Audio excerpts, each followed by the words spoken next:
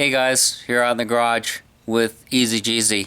The following video is going to be things and explanations of what I did before I blew up the 1800 engine.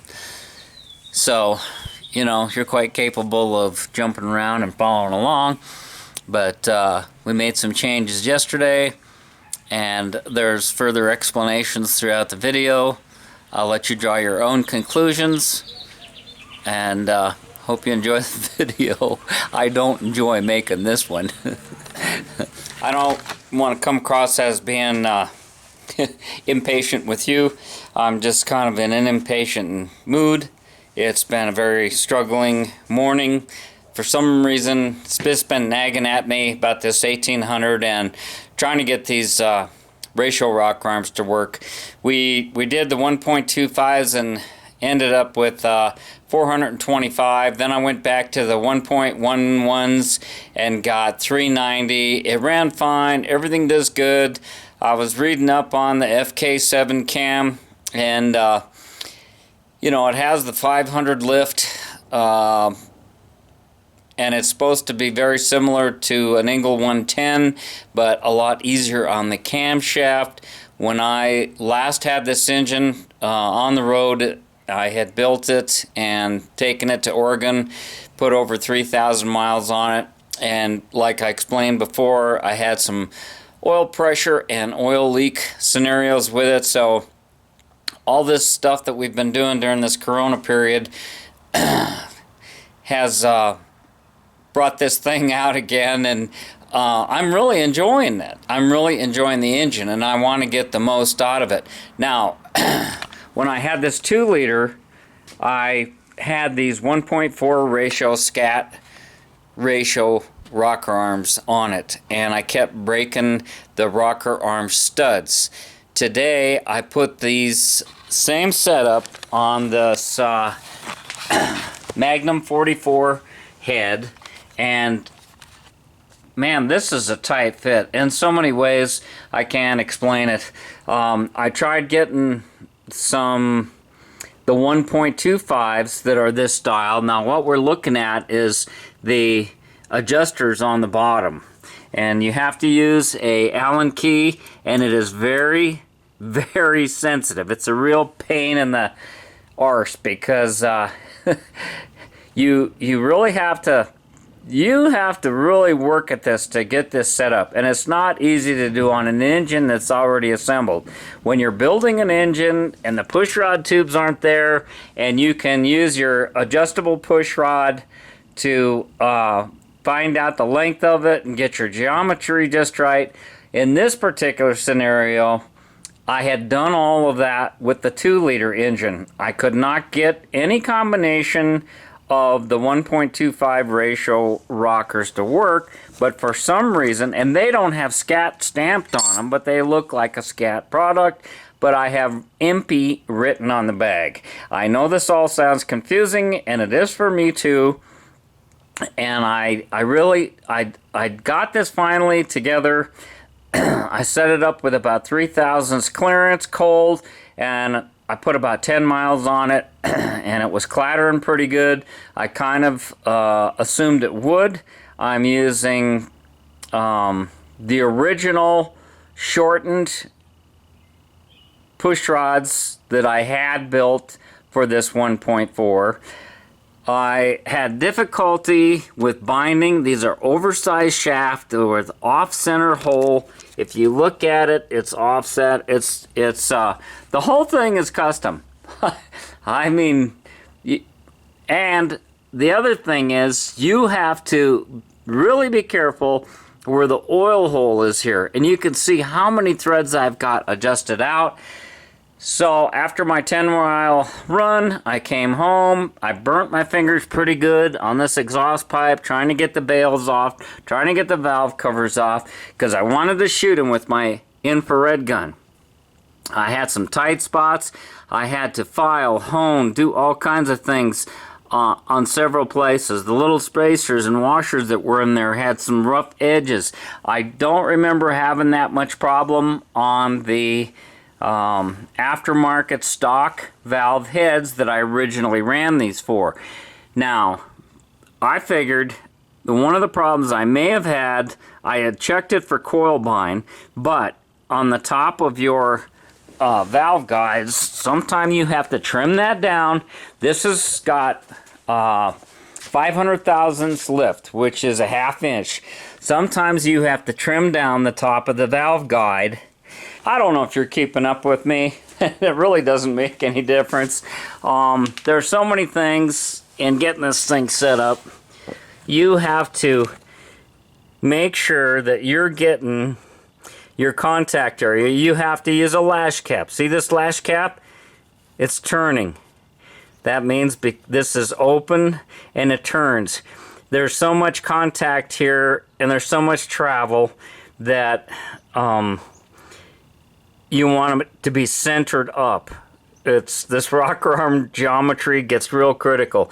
If you look down here, it looks like it's almost going to be touching the cork gasket inside. You'll have difficulty with your valve covers on this, but it says in the article that I read that this is like a 100,000 mile setup. Since it does have the chromoly with the May West ends, it does sound like a clatterbox right now. I mean, it sounds like it was hammering, and it was quiet when I had the 1.11s on it. So I'm gonna set the camera on the stand. I'm gonna let you watch me go through this, and I'm gonna set my take my distributor cap off.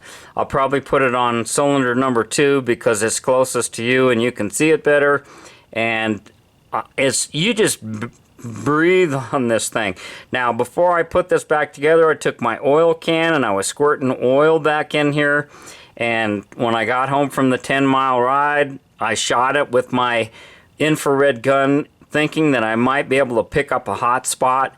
I was getting all kinds of temperatures. All the rocker arms were pretty much the same, and I shot those right down the middle. This is not a sleeve. This is machined into the shaft.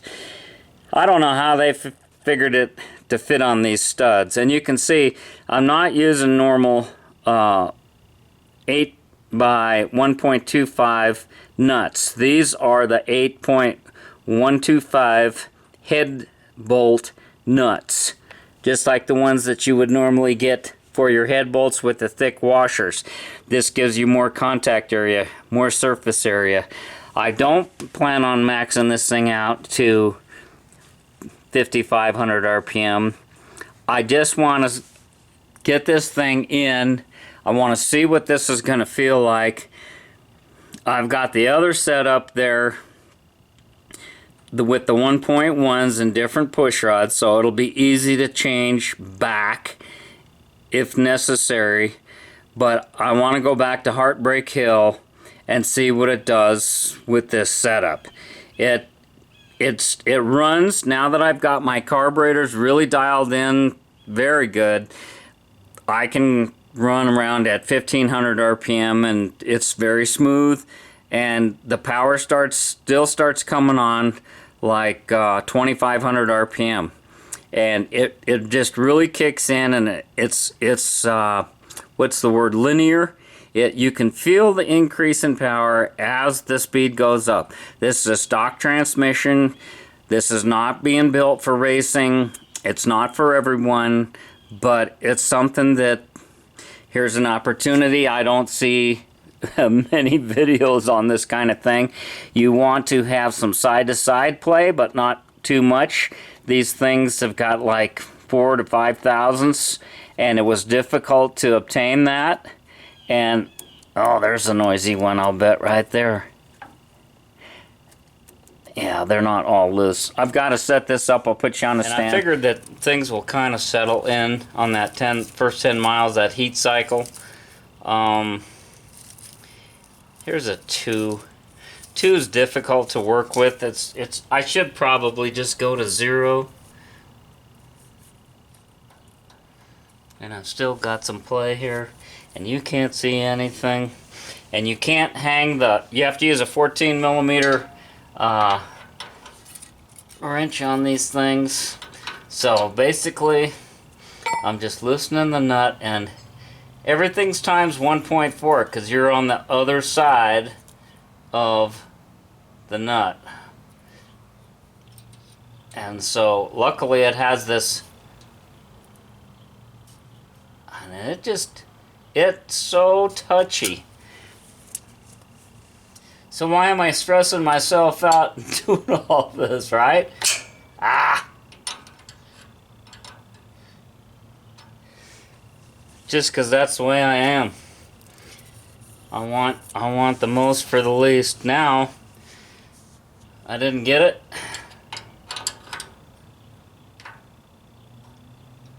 That's probably going to be too much. Ha! Not.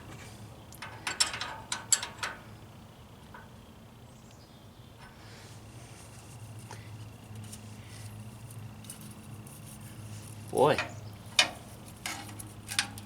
Like I say, you could damage this huh.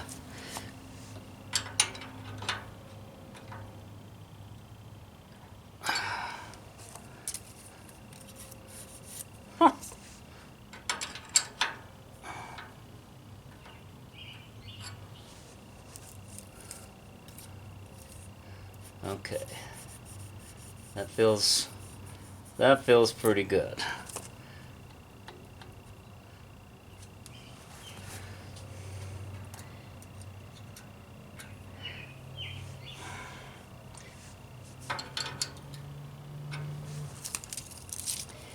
Going to the intake.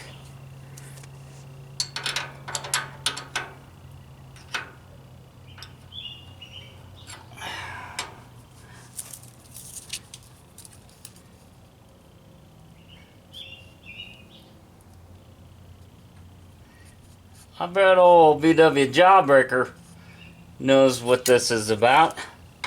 He says he's got that FK8, which is a ratio rocker cam. So he's probably doing this drill. You know, it gives you directions when you buy these, and I don't know where those are. But there is an oil hole in here, and it goes inside. And this is a bronze bushing inside the scat rocker arm. So you definitely want to lubricate that. And you have to, if you don't have it in the right spot, then you've got to put shims, or you've got to change your see, that's too tight.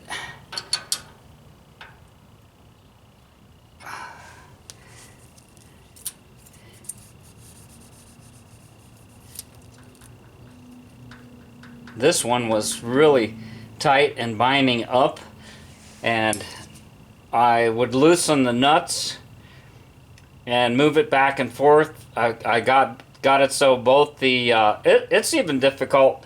I don't know how these racers do it when they're running those Chevy Springs with, you know, 250 pounds spring pressure on them, or whatever.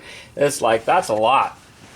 Now I'm going to rotate it to 1, and then I got my dial indicator set up, and I wanted to measure the stroke, and I had 500 and about 5, and the Engel sheet says 500 lift with 1.4s. I don't know how long I'm going to run these. I may just, since we're kind of confined to home,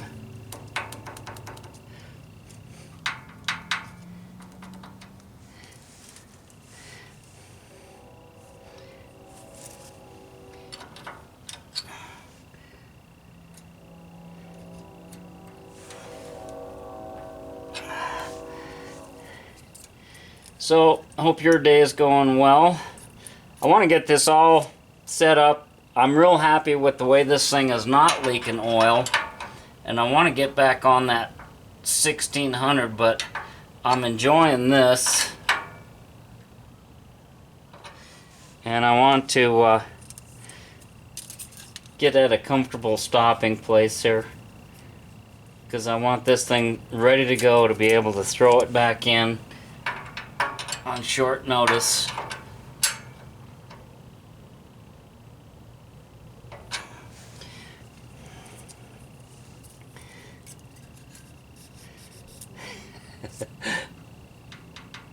Alright.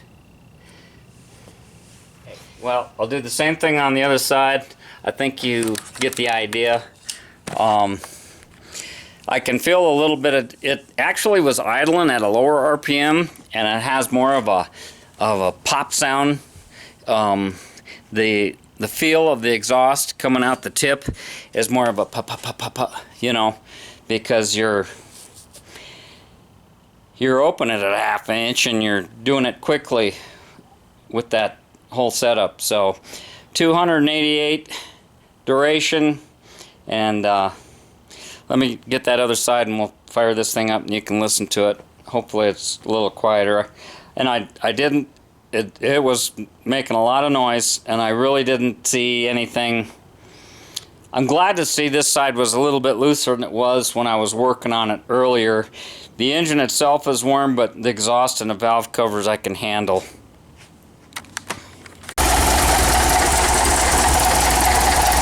Okay, 30 pounds of oil pressure, about 800 RPM. And this is not the critical part. Where I'm looking for is I want to make sure that I'm getting oil to my blocks and my rocker bearings. Of course, it's going to come up through the push rods. It's a little rougher idle. I will have to admit that. Surprisingly. Cool. Alright, you can see the idle. I never touched the carburetors. The idle did come down when I went to the 1.4s from the 1.11s. My generator light is on, solid. That was one of the reasons. It's an old generator.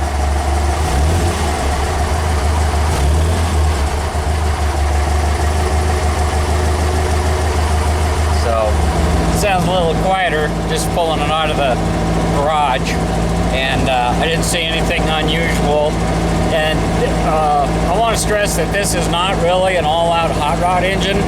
Basically what this is it's a no machining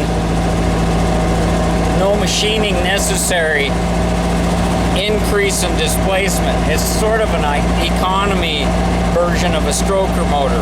We're somewhere around between 90 and 100 horsepower, maybe, because we got but that'd be at high RPM, which I'm not a big fan of. I don't mind doing it once in a while. Sure, it's fun. I don't know. I enjoyed it when it was in my 2-liter, and now I got this 1800, and I just trying to use parts that I have and collect some more data. You bet. Hey, you're out in the garage with TheEZGZ. A disappointed TheEZGZ. I blew the engine on the 1800.